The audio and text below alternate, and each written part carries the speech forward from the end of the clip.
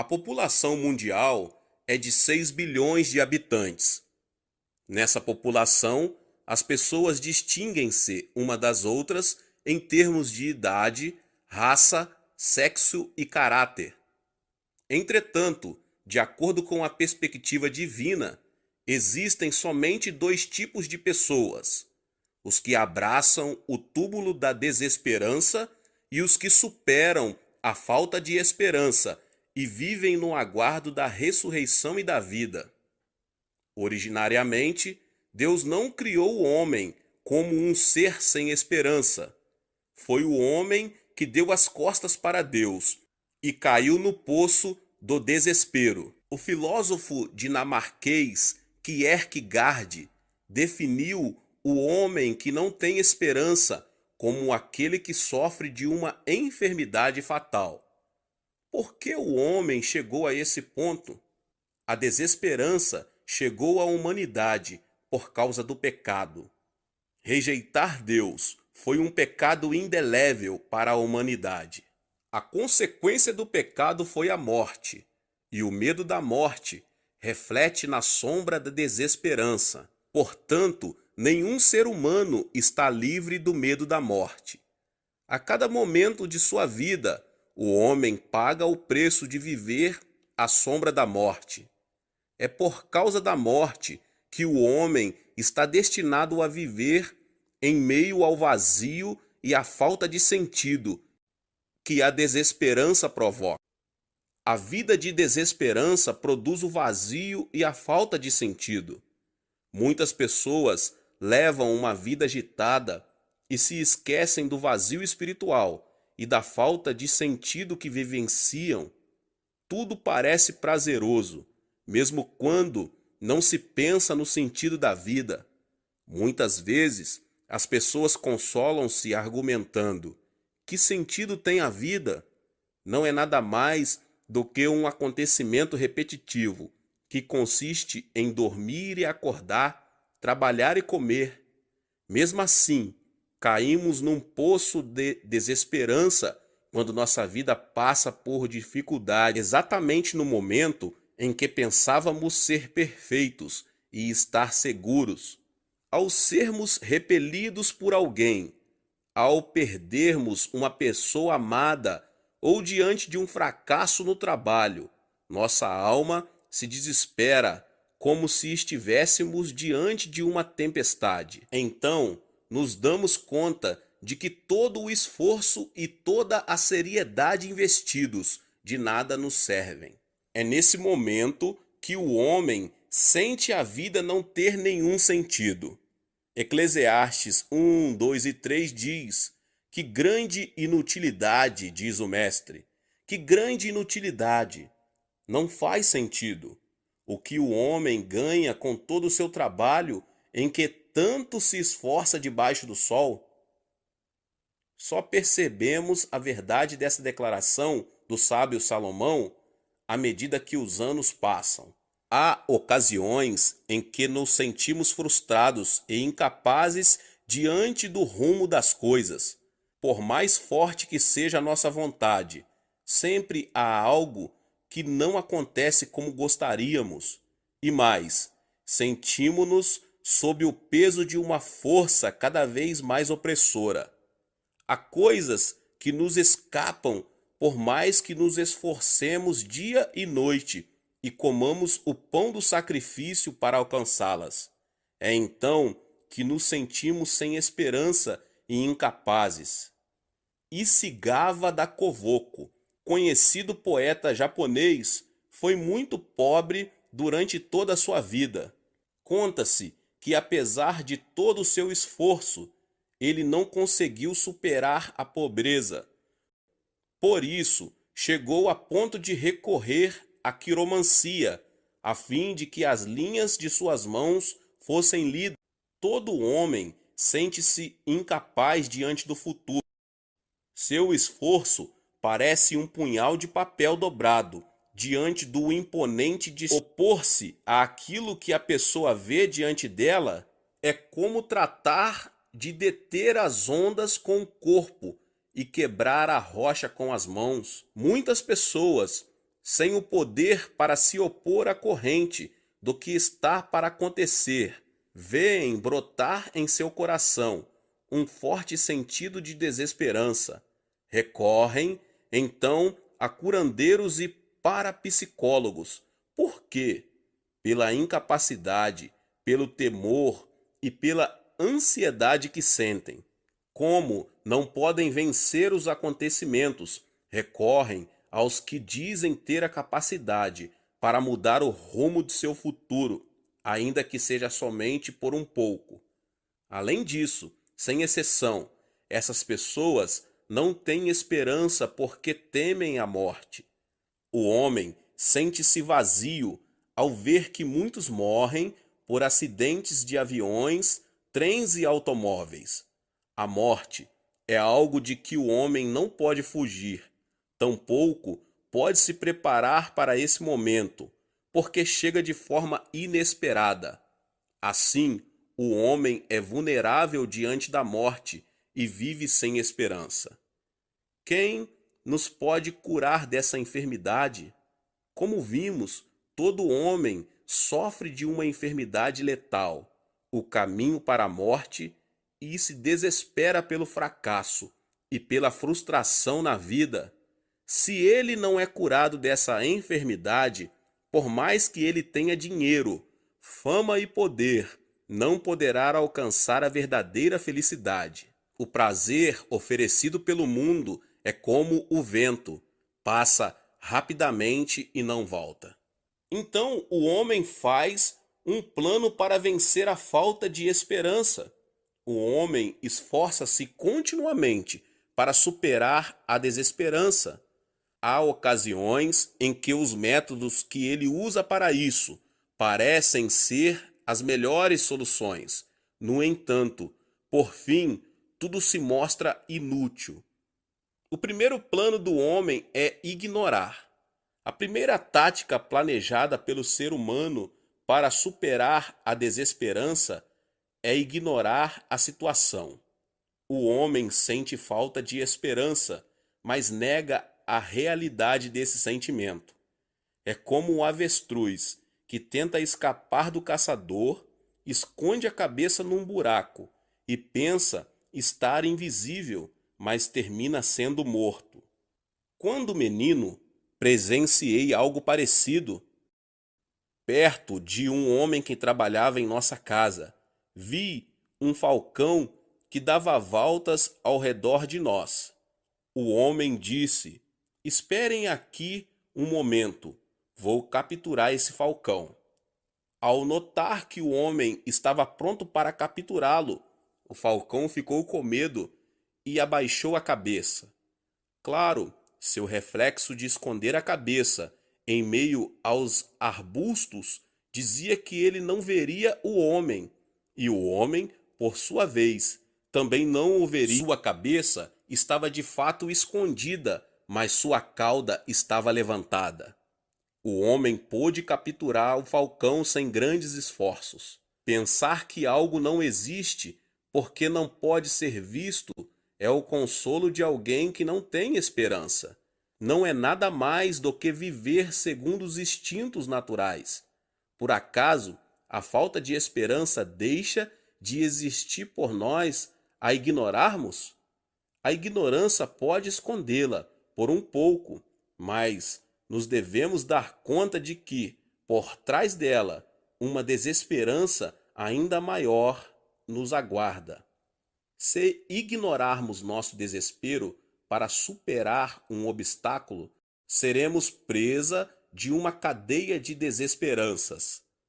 O segundo plano do homem é o prazer. A segunda prática do plano humano para superar a desesperança é esquecer o vazio espiritual mediante o prazer. Alguns buscam o prazer do mundo para repelir a desesperança. Pensam que comer bem e viver alegres é o verdadeiro sentido da vida. Pensam como a vida é unidirecional. O mais importante é o prazer e depois deixar-se morrer. Ernest Hemingway, um dos mais famosos escritores do século XXI. Nasceu numa família cristã devota.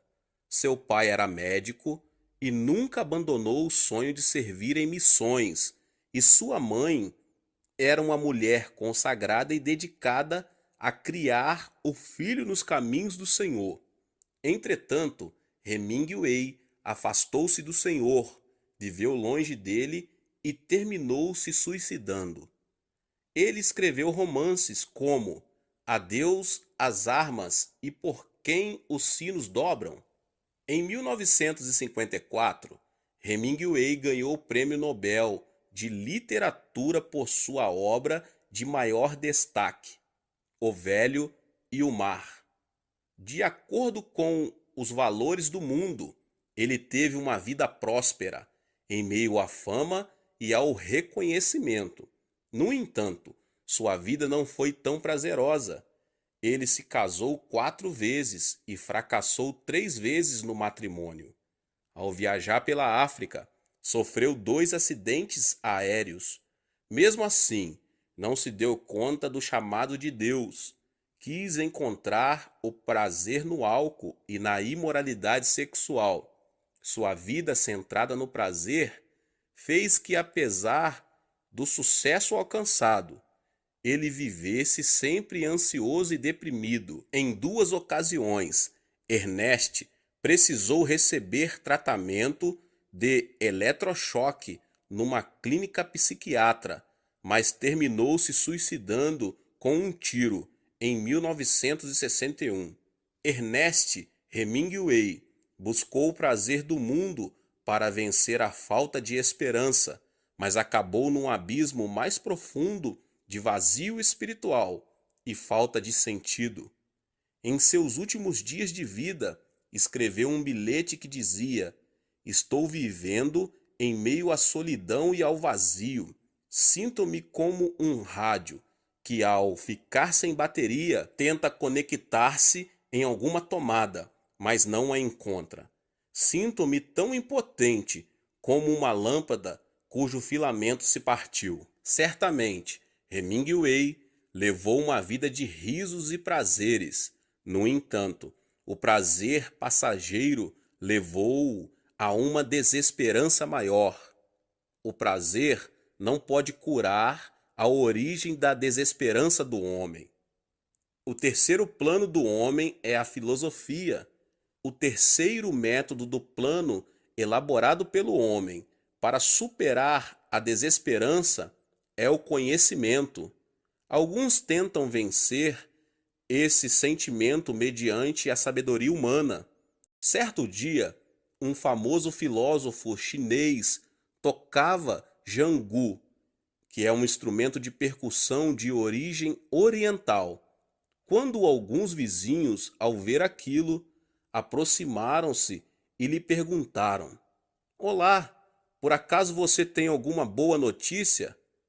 Por que está tão alegre tocando o jangu?" O filósofo respondeu: "Minha esposa acaba de falecer. Ela nasceu, cresceu, casou-se e agora morreu, de acordo com a lei da natureza. A lei da natureza foi fiel na vida dela.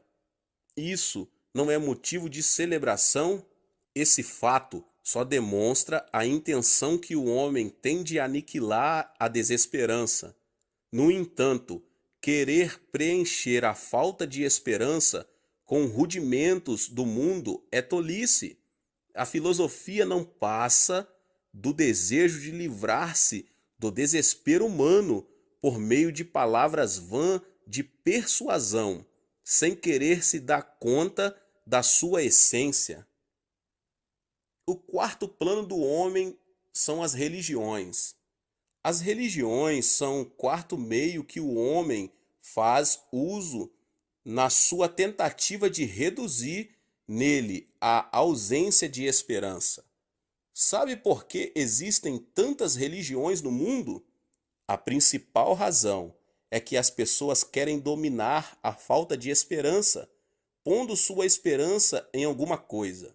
Há pessoas que buscam a salvação por meio do ascetismo e de outros deuses. Elas não creem em Deus nem em Jesus Cristo e querem vencer essa ausência por meio de outros deuses e religiões. Entretanto, é tão grande a sua carência de confiança que a religião não pode superá-la. A religião não tem poder para resolver o problema da desesperança e mais, confiar em outros deuses e crer em outras religiões faz que o homem caia num poço de desesperança ainda mais profundo.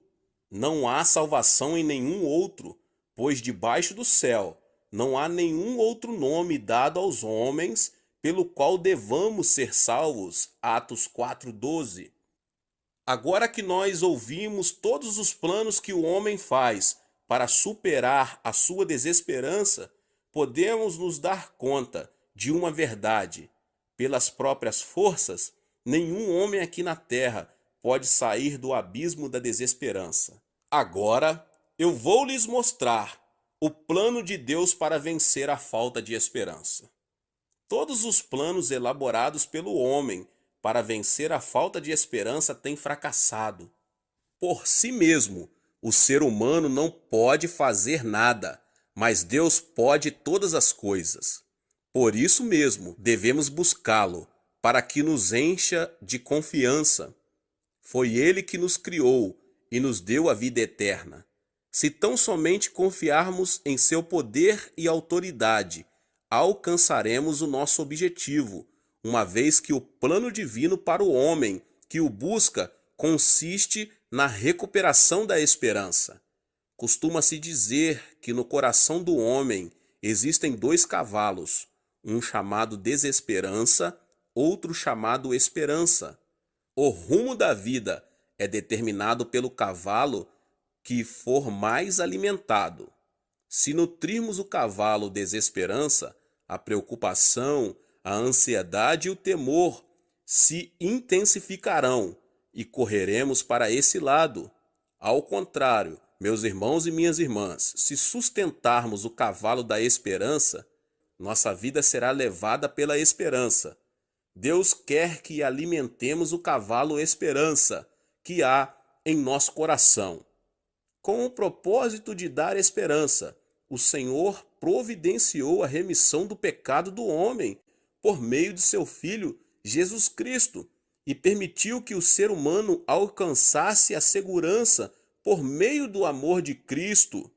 Da mesma forma que, com um lápis, podemos desenhar sobre um quadro, se imprimirmos a figura de Jesus no quadro do nosso coração, que se achava rabiscado pela desesperança, esse quadro se transformará em esperança. Jesus Cristo carregou nossa desesperança. No momento de sua morte, Jesus Cristo, Filho de Deus, pôs fim ao desespero do homem, transformando-se no sacrifício expiatório feito na cruz. Ali, ele carregou nossos pecados e transgressões, fazendo nascer assim a nossa esperança. Quando Jesus orava no Getsêmani, Deus lhe mostrou o cálice que carregava toda a aflição do homem e lhe disse: beba deste cálice, tome o desespero humano e leve sobre seu corpo a morte do homem. Jesus não conhecia a morte, só conhecia a esperança. Foi por isso que lutou dizendo: Abba, Pai, tudo te é possível. Afasta de mim este cálice, contudo não seja o que eu quero, mas sim o que tu queres. Marcos 14:36. Apesar do pedido de seu filho, Deus, o Pai, lhe disse que bebesse do cálice. No Getsêmani, Jesus submeteu-se à vontade do Pai, bebendo o cálice do desespero e da morte.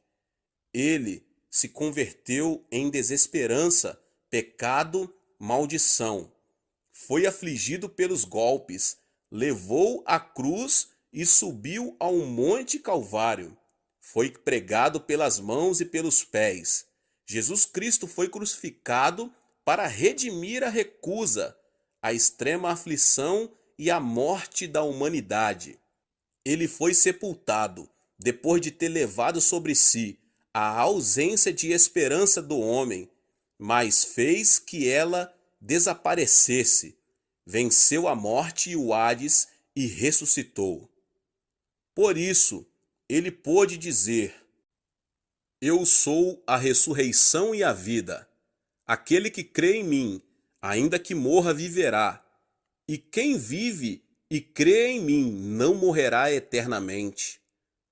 Quando alguém aceita Jesus Cristo, desaparece do seu coração o vale de sombra e morte, e ali passa a resplandecer a luz da vida e da ressurreição.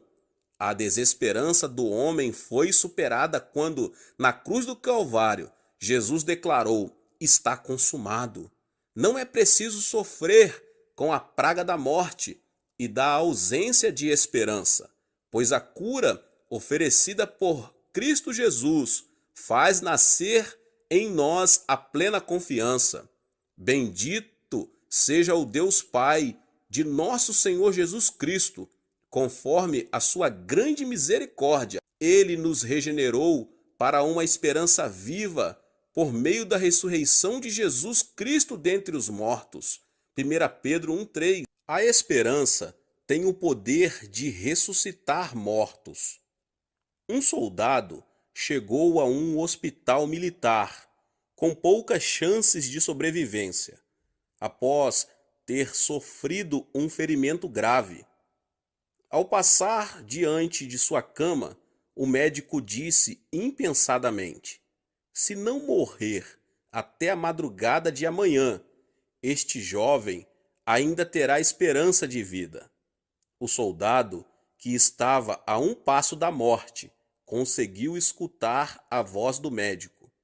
Então lutou para não morrer até a madrugada do dia seguinte. Com muita força de vontade, ele se opôs à morte até passar da meia-noite. De repente, começou a sentir um alento de vida. As palavras ditas por um médico, sem muita importância, semearam esperança no coração daquele soldado, e ele pôde superar o ferimento. Jesus Cristo é a nossa esperança. Podemos receber vida, e vida em abundância, se invocarmos o nome de Cristo, quando sentimos que vamos enfrentar a morte. Em Deus, o cristão pode conceber e esperar por esperança e sonhos. Essa é a única forma de receber salvação. Encha-se de confiança em Deus, receba Cristo em seu coração e conceba o sonho de Cristo. Esse é o único caminho que nos guiará à verdadeira felicidade. É preciso que você sonhe pela fé. Se você decidiu depositar na cruz de Cristo a dificuldade que tem de caminhar por falta de esperança, é tempo de encher o coração com um sonho pela fé no seu Salvador. Deus semeia no homem um sonho e trabalha mediante esse sonho. É por isso que a Bíblia ensina que onde não há visão, o povo perece. Assim, afirma um conhecido ditado ocidental: uma nação que tem olhos de minhoca perece, mas uma nação que tem olhos de águia prospera. Quem estaciona diante da realidade e contenta-se em olhar as circunstâncias não pode criar um amanhã produtivo. A Bíblia revela que antes de entrar em ação, as grandes personagens cujas histórias estão em suas páginas conceberam grandes sonhos. Para alcançar o sonho, devemos ter convicção. O processo da realização do sonho traz consigo muitas provas e, para superá-las, necessita-se de uma forte fé com relação a Deus. O fato de não haver tribulações no caminho até a concretização de um sonho significa que esse sonho não provém de Deus, pois Ele é um Deus que nos disciplina por meio da prova e da aflição. Se você imaginou o sonho de Deus, deve confiar e persegui-lo, apesar dos obstáculos que se possam apresentar no caminho. Depois de ter saído do Egito, o povo de Israel atravessou o deserto e chegou à terra de Canaã, terra que manava leite. Bastava um passo adiante para a conquista da terra, com a qual durante tanto tempo eles haviam sonhado. Entretanto, antes de conquistá-la, espias foram enviados com o propósito de verificar as condições da terra. Foram 12 espias que partiram de Cádiz Barneia. Passados 40 dias, eles regressaram. Todo o povo de Israel esperava alguma notícia de que lhe trouxesse esperança. 10 dos espias, porém, deram notícias totalmente desalentadoras. O caminho da esperança é um caminho de obstáculos. Temos de confiar em Deus e superar nossa ansiedade, ainda que se nos apresentem obstáculos inesperados. O povo de Israel, entretanto, não creu em Deus e, depois de ouvir as notícias trazidas por aqueles 10 espias, vacilou na fé. Para onde nossos compatriotas nos desanimaram quando disseram: o povo é mais forte e mais alto do que nós. As cidades são grandes, com muros que vão até o céu. Vimos ali os Enaquis. As notícias que trouxeram eram desalentadoras. Depois de ouvir essas notícias, o povo de Israel desmoronou como areia que recebe um jorro de água. Choraram durante toda a noite e propuseram voltar para o Egito com um novo líder. Somente Josué e Caleb disseram algo positivo. Somente não sejam rebeldes contra o Senhor e não tenham medo do povo da terra, porque nós os devoraremos como se fossem pão. A proteção deles se foi, mas o Senhor está conosco. Não tenham medo deles. Números 14 e 19. Apesar disso, o povo queria apedrejar os que diziam palavras de esperança.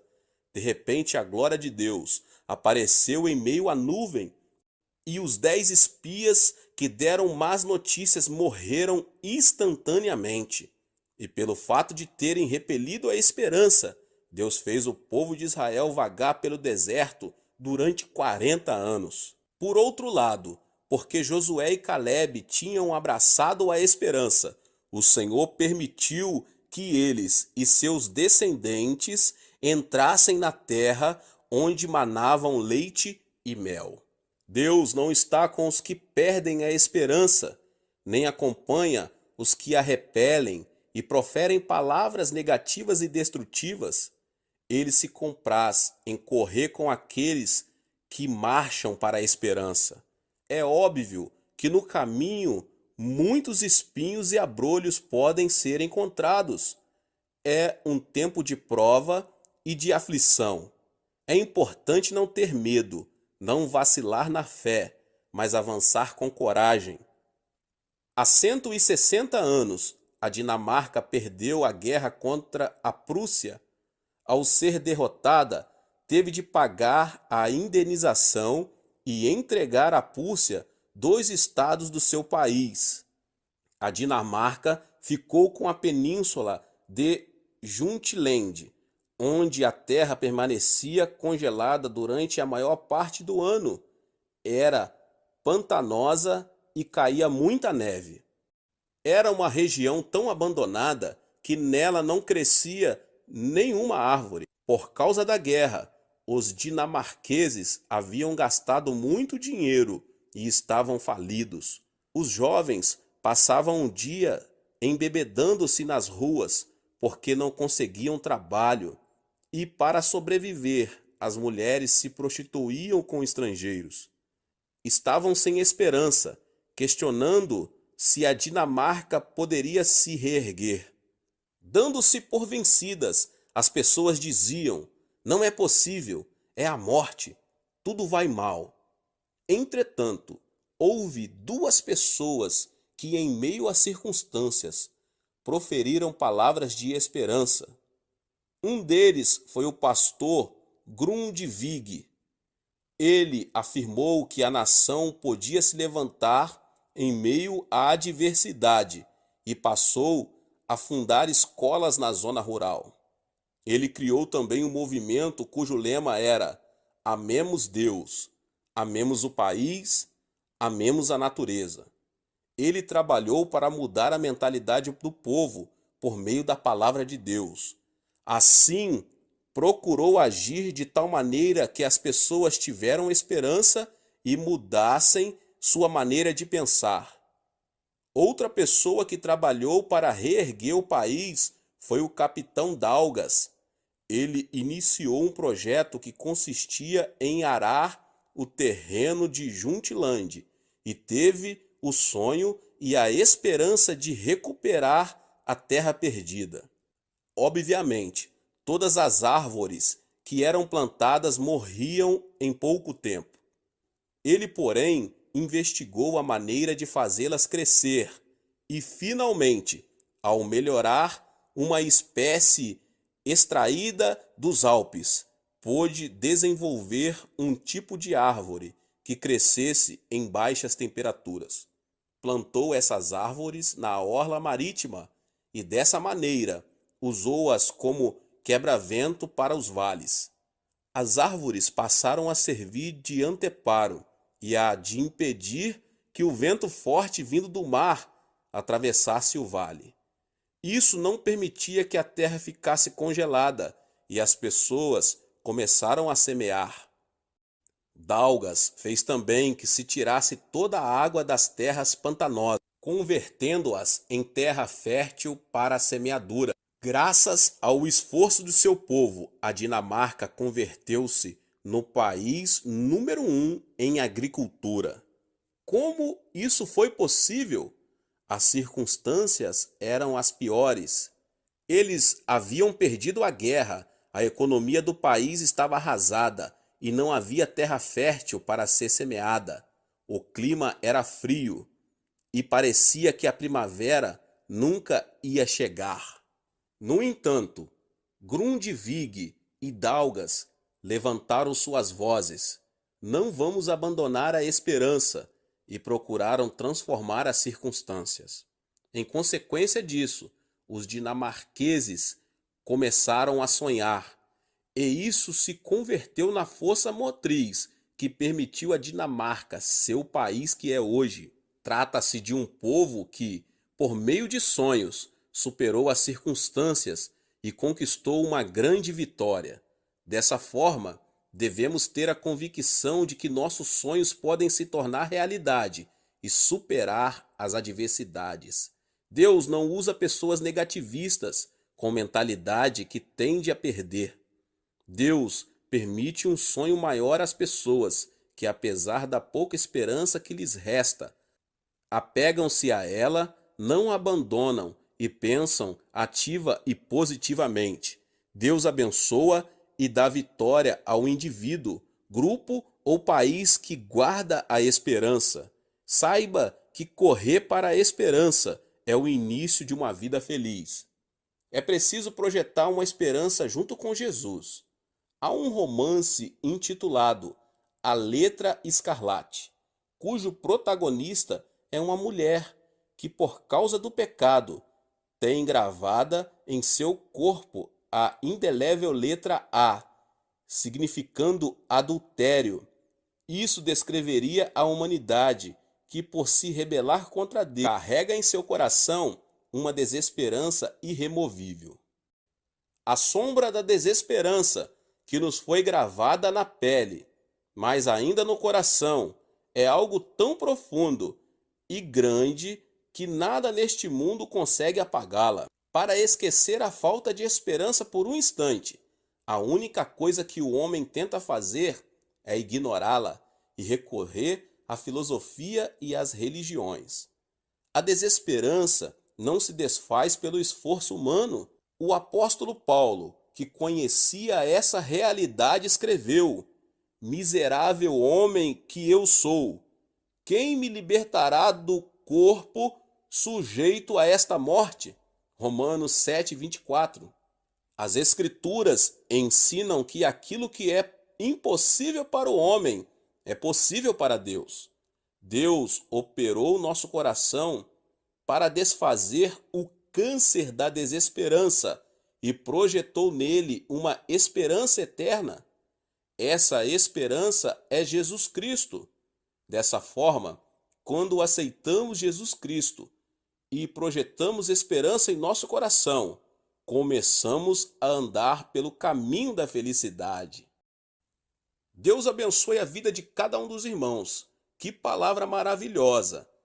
Você que chegou aqui pela primeira vez, se inscreva no canal e ative o sininho das notificações para você não perder nenhum vídeo que são postados aqui todos os dias para te abençoar. Deixe também o seu like e não se esqueça de compartilhar essa palavra com aquela pessoa que você mais ama. Deus abençoe e nos vemos